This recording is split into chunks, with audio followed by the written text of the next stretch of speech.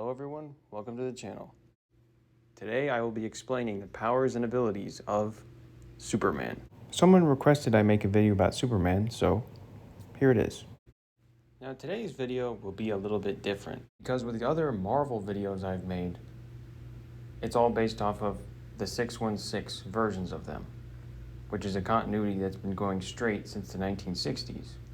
But with Superman and DC, there are constant reboots and continuity changes. So in this video, I'll be going over all the different comic book versions of Superman. One reason why I'm making this video is because a lot of the time, people say things like, oh, Superman is, or Superman does, or Superman can, but they never actually specify which version they're talking about. So I'm going to break down all the versions for you so you can understand what each version can and can't do. So we'll be starting at the very beginning with Action Comics number 1, Superman's first appearance in June of 1938. Now on the first page, we actually get a breakdown of Superman's original origin and an outline of his powers. Now it actually surprised some people that at the beginning, Superman had very reasonable powers. In fact, they weren't too far off from that of what Spider-Man or Captain America are capable of. So originally there was no yellow sun power. It was just that the people from Clark's home planet were a race of supermen. And when he came here in a rocket, and he grew up in an orphanage, he realized that he had amazing powers. He could jump over a 20-story building and he could lift very heavy objects. And he could run faster than a train. And he was bulletproof, but bombs could kill him. And the explanation for his strength, he has the proportionate strength of an insect, much like Spider-Man. So yeah, he was strong, fast, he could jump really high, and he was bulletproof. But that was it. But as time went on, and we went from the Golden Age to the Silver Age into the 1960s, Superman's powers were continually over-exaggerated until he could do ridiculous things like this. Use a gigantic chain to pull an entire solar system of planets through space with no effort. He was even able to push the sun and move it. Now in the Silver Age, this is where we get Superman's classic origin, and these elements have been reused many times in movies and many other comics. It starts when Jor-El, a genius scientist, calculates that Krypton will explode, but the other people on Krypton refuse to believe him, not wanting it to happen, and not wanting to acknowledge it. So Jor-El can't save everyone, but he does manage to build a small ship to save his toddler son. And that's a key word, toddler, because he wasn't a baby in this version, he was a toddler. And when he made it to Earth, he still remembered his parents. And then he was adopted by the Kent family and raised as Clark Kent. So the idea in the Silver Age is that everything that came from Krypton was empowered by the yellow sun. All the elements too. So they had some cloth with him, or his baby blanket, that Martha had Clark cut with his heat vision, and to use that to turn into his suit, which was pretty much just as invincible as he was, or even more so. While the Golden Age Superman was kind of a grim character, when we got into the Silver Age, Superman's stories became quite silly. They even had stories about him having abilities when he was a little boy, 8 years old. And this Superman was powered by the yellow sun. And when he was a young man, he still went by Superboy. But he joined up with a future group of heroes called the Legion of Superheroes and became one of their greatest members. After his parents died, he gave up the Superboy identity, contemplating stopping being a hero. But eventually he decided to become a hero again, and he became Superman, and eventually joined the Justice League. Now, if Silver Age Superman braced himself, there was pretty much no physical attack that could really hurt him. There were a few things that could be used to hurt him or depower him, such as kryptonite, which could kill him, red solar energy, which took away his powers and made him a normal man, orange sunlight, which would make him blind, and magic, which was capable of neutralizing his powers and hurting him. As we can see here, Dr. Chaos totally destroys him. and he was so fast that he could break the time barrier much like Flash, so he could travel through time to any time he desired. So the Silver Age Superman was every bit as fast as Barry Allen, the Flash. So it came to the point where writers would just give Superman a new superpower if the situation demanded it or if they just wanted him to have it. It got so ridiculous to the point where once he shot out a miniature version of himself out of his hand. Now, people realized that a character this powerful was very hard to write for and not too much fun. So over time, as we get into the Bronze Age, Superman's powers were decreased a little, so he could still move planets, but it took a lot of effort. Now at this point in time, to establish a continuity, DC made it that there was two different Earths. One Earth that represented the Golden Age heroes from the 1930s to the 1940s, and one Earth that represented the Silver Age heroes from the 50s and 60s, and it also went into the Bronze Age, into the 1980s. So the Justice Society, the Golden Age heroes, lived on Earth 2, and the Silver Age heroes, the Justice League, lived on Earth 1. Now these were the two most important Earths in the DC multiverse at this point, but there were also an infinite number of Earths. So in 1986, DC released the storyline Crisis on Infinite Earths, which destroyed all of the multiverses and left only one remaining with a brand new continuity, and this continuity is referred to as post-crisis continuity. The world itself is referred to as New Earth, and this is where we get to post-crisis Superman. Now with this reboot of Superman, they wanted to make him more down to earth, and his power is more in between that of the Golden Age and the Silver Age Superman. He was really strong, but it took effort to use his powers. And almost on a daily basis, he would meet his match in strength and struggle to defeat powerful opponents. This was done to make him more popular and more exciting, like the other heroes that were popular in the 80s, like Captain America, Wolverine, Spider-Man, and Iron Man. They're all very strong, amazing abilities, but they still struggle. And they have to use their grit, determination, and skill to win the day. Now, a big difference in his history was that there was no Superboy. He never became a hero until he was an adult. His first identity was Superman. There was no Supergirl. There was no Superdog. There was no Legion of Superheroes. It was just him deciding to help people with his powers. This post-crisis version of Superman featured a brand new Krypton, one where people had become dead and cold and lifeless, and they were obsessed with genetic perfection and didn't believe in natural birth. So this version of Superman was grown inside a growth matrix and put as an embryo inside his ship. And when he made it to Earth, he came out and was essentially born on Earth. So that's why Clark in this version thinks of himself first and foremost as a human, because he was technically born on Earth, not Krypton. And that's why he goes on to fight for things like truth, justice, and the American way. His name was still Kal-El, and he eventually found that out.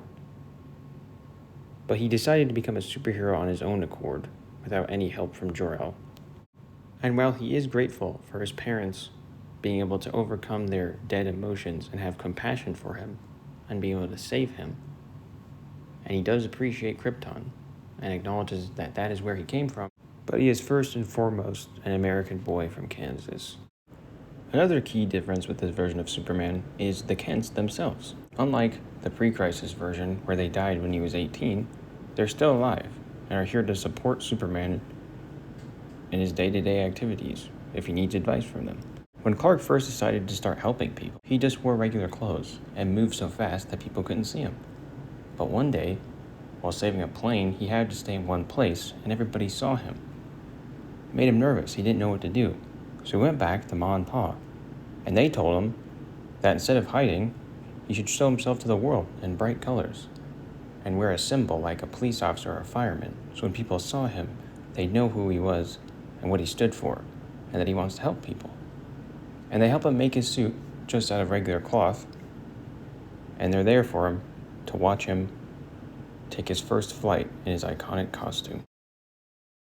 So the reason why he wears the S on his chest is because After Lois saw him in action, she nicknamed him Superman. So, to go along with his parents' idea of just owning who he really is, he takes Superman as his name and makes the symbol. It's cool that in this version, the three most important people in Clark's life helped him come up with his Superman identity. Now, this part of his origin is pretty interesting because in post-crisis continuity, he eventually gets married to Lois. So it's cool that the two of them make a pair because Lois's personality is every bit as powerful as Clark is strong. And so if it wasn't for her intrepid reporter spirit, Clark would never have been put into the limelight and never would have gotten his name and never would have been inspired to truly become Superman. As for his suit, in this version, it was just made out of regular earth cloth. But this version of Superman, his durability comes from a microscopic field of energy that is generated from his skin cells that can cover anything skin tight. So that's why his suit never rips, although it can be ripped by extreme force that hurts the suit and him. But because it only covers things that are skin tight, his cape often would rip in several battles, and he'd have to get a replacement. Now, another key difference with this version of Superman is that Clark Kent is who he really is. Well, he's by no means a shy nerd. He is just a man, and that's how he thinks of himself first and foremost, is just a farm boy trying to do the right thing. And that Superman is just an ideal for the rest of the world to strive towards, and himself too. It's a symbol he uses to inspire others and himself. As opposed to pre-crisis Superman, who totally embraced being Kal-El of Krypton. Now for his powers. This post-crisis Superman absorbed solar energy at a much slower rate than his pre-crisis counterparts, so he wasn't as strong or as fast. Although he was still very strong, he was able to lift thousands of tons and able to throw into space. And he had no hope of ever moving a planet, let alone multiple on a chain. In fact, when he had to move a planetary mass, he needed the help of 4 Green Lanterns. And as for speed, he couldn't move anywhere near light speed. He could only go hypersonic. Lex Luthor even developed a small device meant to spy on Superman that Superman couldn't escape through speed alone, so he had to trick it, and then he was able to catch it. Now, this post-crisis Superman could fly through space by holding his breath, which he could only hold for an hour, but he couldn't go light speed, so to travel to other planets, he needed to make use of a spaceship or get help from Green Lanterns. And if Superman wanted to spend an extended amount of time in space, he would bring an oxygen mask with him, because he had to breathe. And because he could breathe, he could in fact drown. And he did need to eat, but his body processed foods 100%, so he didn't have to eat all the time, only rarely. As for his durability, he was bulletproof, bomb-proof, fireproof, but there were many strong opponents that could really hurt him if they hit him enough times, or just a few times if they were strong enough. He could be thrown for a loop by heavy artillery, and if he got hit with enough high-voltage electricity, it could seriously do him harm. So due to all of his vulnerabilities, if he got attacked by enough powerful people, or just one powerful person, it was possible for him to get defeated by a supervillain on a bad day. In fact, the High Five actually defeated Superman, with Mammoth delivering the final blow, knocking Superman unconscious.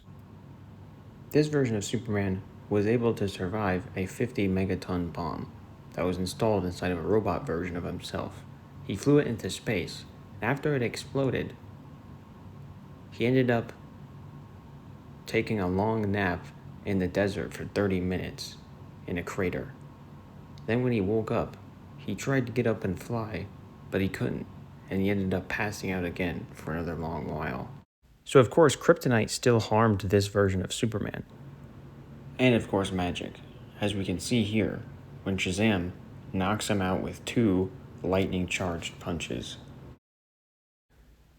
But what really set this version of Superman apart from the previous version is that he could in fact be knocked unconscious or harmed just by extreme physical force, and even killed. From his famous fight with Doomsday, where he gave his life for Metropolis and was beaten to death. Now, this power set made the situations that Superman got into more exciting and more dire, and it made him more down-to-earth and more relatable. And overall, just a better hero. And this version of Superman could get tired. If he spent all day doing superhero stuff, he would get tired and actually would need to go to sleep to rest. Now, as this version of Superman's career went on, he did get a little bit more powerful. After he came back to life after he was killed by Doomsday, his powers increased a little bit. So he was able to move heavy loads that he wasn't able to before, and he was a little bit faster. And he still had no hope of moving planets by himself. One of the only times he did was when he was using the tensile strength of a special magic version of Wonder Woman's lasso, plus the help of Wonder Woman herself and Martian Manhunter, all pulling as hard as they could. They were able to move the Earth a little bit. As for heat vision, post-crisis Superman's max heat vision was when he used it to wipe out an army of Doomsday clones, who were by no means as strong as the true Doomsday, because the true Doomsday would have been able to survive this. But afterwards, Superman was drained after using so much solar energy. He also possessed telescopic and microscopic vision, allowing him to see very far and very up close, allowing him to see people's cells. He also, of course, had X-ray vision, allowing him to see through things. And while his hearing started out as only being able to hear several miles away, eventually it was heightened to the point where he could hear around the whole Earth. As for cold breath, he was able to create large chunks of ice more easily when water was around. Post-Crisis Superman is what directly inspired Superman the Animated Series, where the creators of the show based him off of Post-Crisis Superman so his adventures would be more exciting.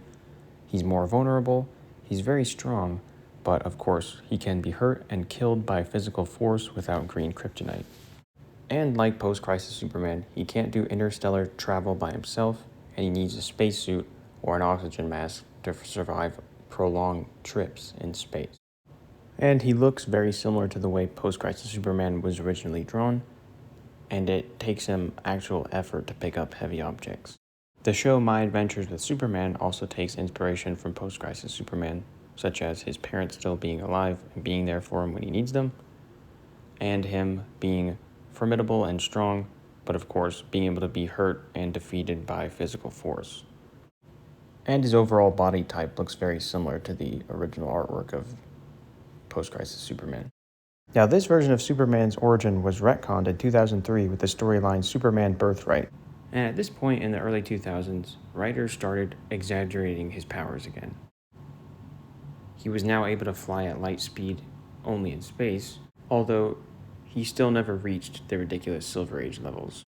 So back to the Superman story, Superman Birthright, which is a retcon of his origin with no reason at all. It just kind of just happened because DC wanted it to. It made Superman's origin more similar to the Silver Age, where Jor-El and Lara were regular people. He was a scientist that was unbelieved, and he sent Kal-El in a rocket. But it also added in some new concepts and brought back some old powers that he used to have. An old Silver Age power which can be described as soul vision. So basically, what soul vision is that Clark can see people's life forces. And that's part of the reason why he cares so much about every living thing and doesn't want to hurt a fly. Because he can see their soul leave their body when they die, and he can see it alive in people as they walk around. This version of Clark was also a vegetarian. And then this origin made it that Post-Crisis Superman's symbol is a symbol from Krypton that symbolizes hope. Now, in 2005, there was an event called Infinite Crisis, not to be confused with Crisis on Infinite Earths. But after this, continuity was changed again, and eventually a new Superman origin was told by Jeff Johns called Superman's Secret Origin. And in this continuity, his powers are pretty much the same as the latter end of Post-Crisis Superman. This Superman had a very different history. It brought back some Silver Age concepts, like him knowing Lex Luthor when he was young, and him joining a legion of superheroes when he was young. This version of Superman wore a suit made out of Kryptonian cloth made by his mother that was inside of his spaceship when he came here. And because it was indestructible, Clark had to cut it with his heat vision, but Martha put it together as a suit modeled after the clothing that his native people wear. Now, for his powers. We can call this version of Superman post-Infinite Crisis Superman. This Superman had the ability to fly at light speed across the universe and do interstellar travel by himself. And this version of him was so strong that he was able to shatter a shadow version of the moon, which was essentially a duplicate of the moon, but it still took the same force it would take to destroy the moon. And in one hit, he was able to destroy the entire moon, although he was totaled afterwards and needed Green Lantern to save him. So this version of Superman was not strong enough to move planets either, and there were beings that were stronger than him, like the villain Shaggy Man, who Superman needed the help of the entire Justice League to take down. And although Superman could fly faster than light in space, on Earth, under Earth's gravity, he could only go supersonic, so Wally West, the current Flash, was still faster than him, because Wally, using the Speed Force, was able to go much faster than light anytime he wanted. And as for durability, like I showed with the moon, he's very durable, but he still has his limits, and it's still possible for him to be knocked out by just another very strong opponent. And of course, Kryptonite and Red Sun still hurt him. And of course, magic. So at the end of post-Infinite Crisis continuity, there was the storyline Flashpoint, in which Barry Allen changed the timeline and the whole universe. And during his final run in that story, he transformed the post-Infinite Crisis continuity into New 52, rewriting people's history and condensing them, making the heroes younger and have different personalities slightly. And this led to the 2011 relaunch of DC Comics titles, the New 52, called New 52 because there were 52 titles. Now this version of Superman was very different from the previous versions. He was younger, he was edgier. This version of Superman's origin is relatively the same as the others. Krypton is in a utopia, or is very advanced. It's going to blow up. Jor-El and Lara send him in a ship.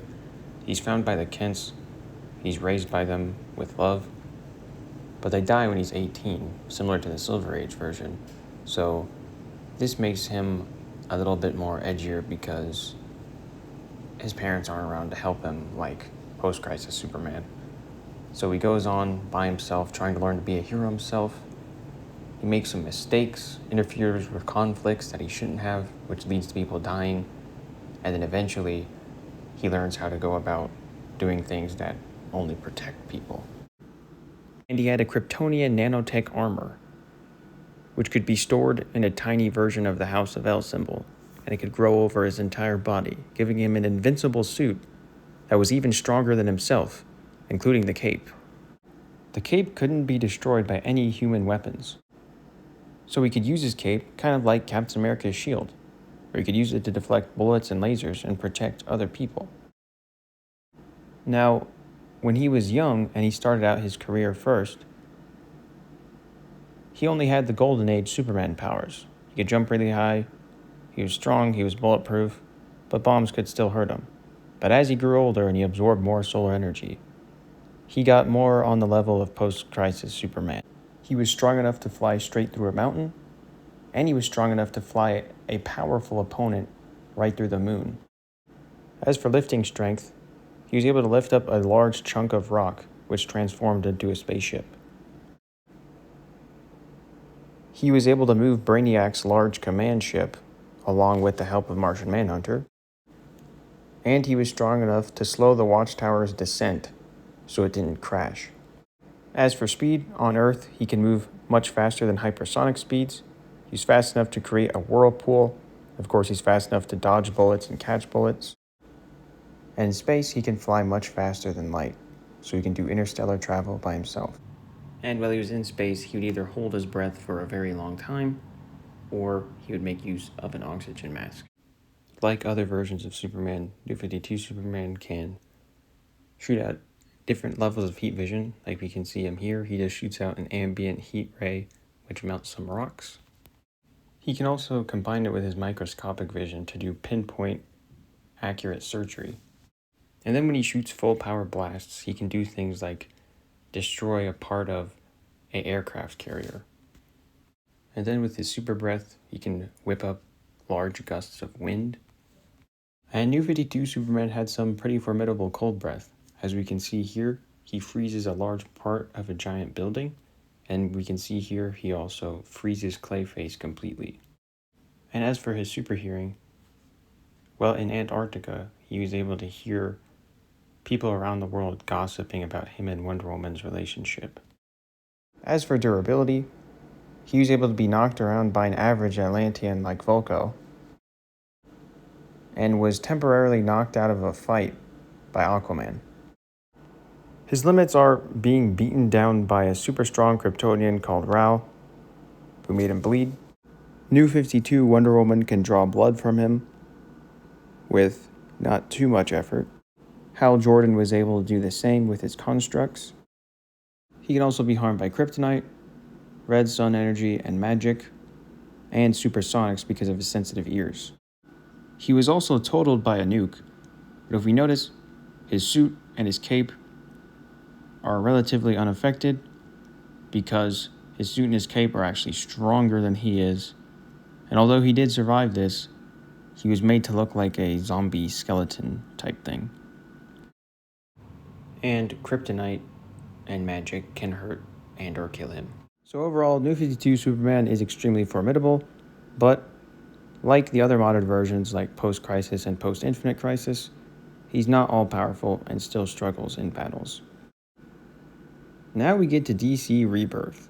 Now this is where things get kind of confusing. So DC Rebirth is yet another universe reboot that combines elements from Post-Crisis, Post-Infinite Crisis, and New 52. Now, the original Rebirth Superman is technically Post-Infinite Crisis Superman because they revealed that what New 52 Superman is a split-off version from Post-Infinite Crisis Superman. So, Post-Infinite Crisis Superman was run in another universe and managed to survive Flashpoint, then came to the New 52 reality, then Rebirth happened and changed continuity. Then he found out that New 52 Superman is a split-off version of himself, and then he combined with that version of him, becoming a new Rebirth Superman, which was apparently all a cosmic plot by a villain to make Superman weaker, or both of them weaker. So although that was the idea, his power level didn't really seem to change when he combined. Although his history with New 52 Superman was combined, giving them a new history that combines elements from both New 52 and Post-Infinite Crisis. So let's get into his powers. He was able to move this gigantic pillar.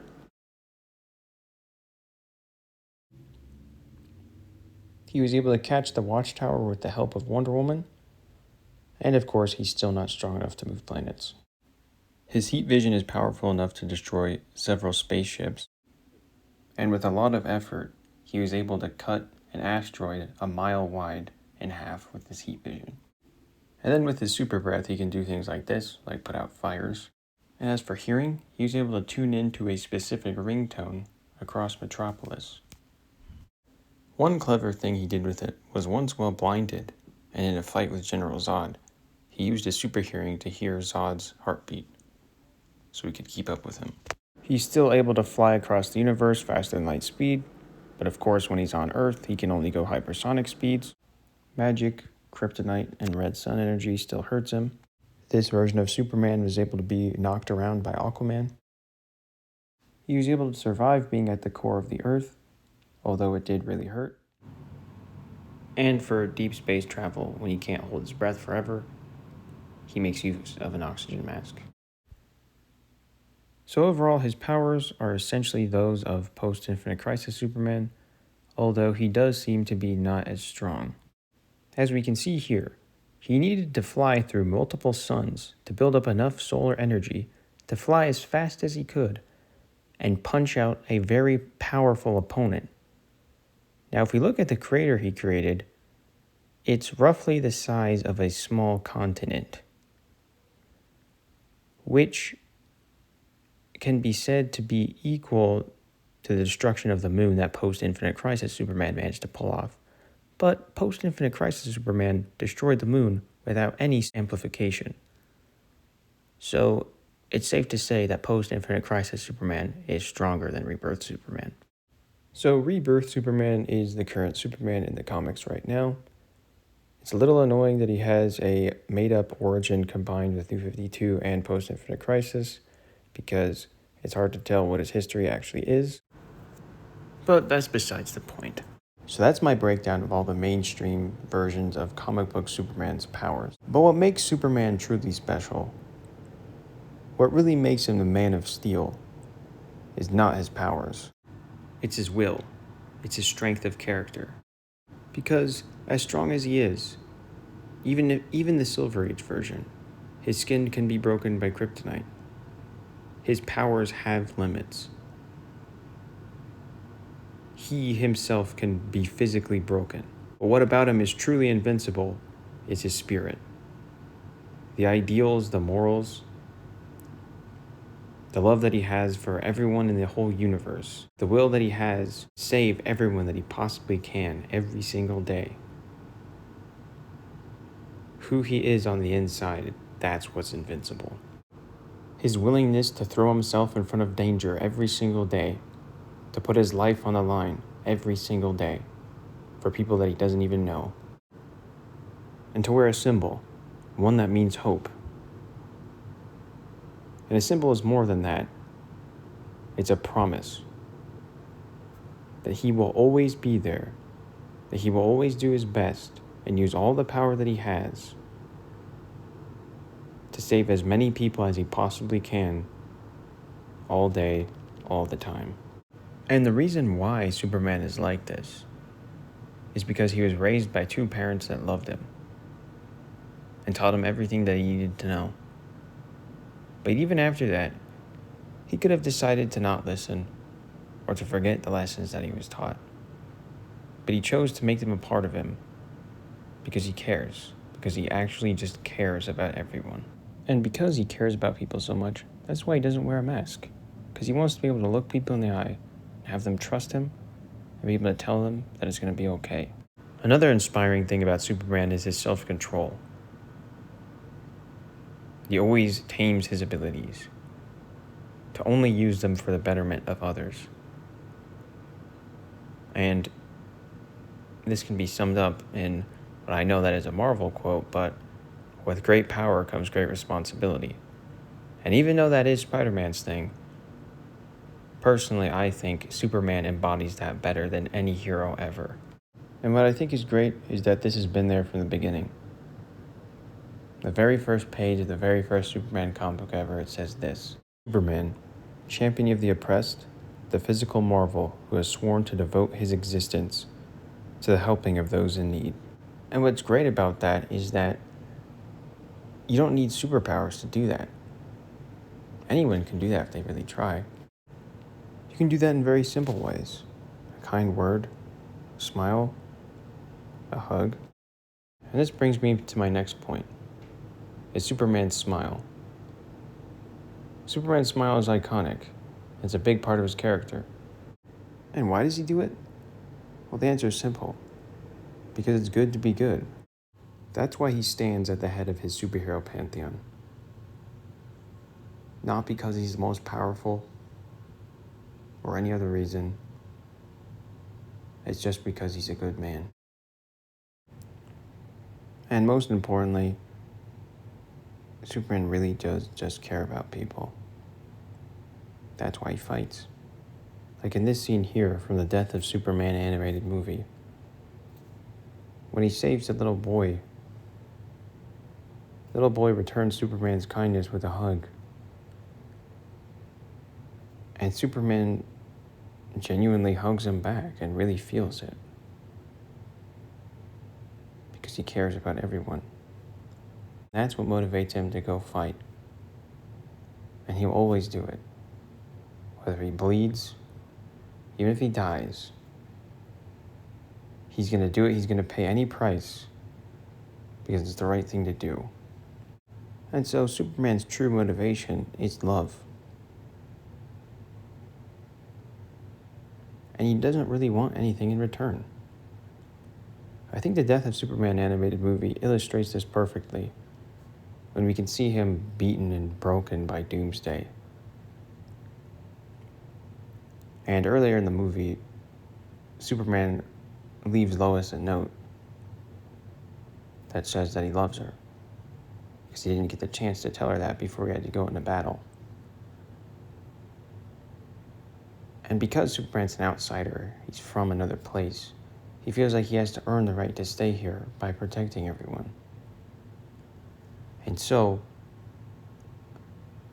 when Lois finally tells him that she loves him back, and he finally knows that there's one person in the universe other than his parents that genuinely loves him, that's when he finds the strength to make Doomsday's head do a 180. Superman has gone on to inspire many different characters, and glimpses of his strength and purity can be seen throughout numerous different superheroes. To take on all the pain in the world so that others don't have to, and to be willing to give your life for the greater good. I'll end the video with two things. First, a quote from post-crisis Superman. "Dreams save us. Dreams lift us up and transform us. And on my soul, I swear, until my dream of a better world where dignity, honor, and justice is a reality that we all share, I will never stop fighting. Ever." I'll end the video with the final speech from Superman 4, in which Superman is played by Christopher Reeve, the greatest Superman. Well, once more, we've survived the threat of war and found a fragile peace. I thought I could give you all the gift of the freedom from war, but I was wrong. It's not mine to give. We're still a young planet. There are galaxies out there, other civilizations for us to meet, to learn from. What a brilliant future we could have. And there will be peace. There will be peace when the people of the world want it so badly that their governments will have no choice but to give it to them. I just wish you could all see the Earth the way that I see it. Because when you really look at it, it's just one world. Well, that's it. Thanks for watching, everyone. Until next time. And always remember, We're all part of the same team. Night.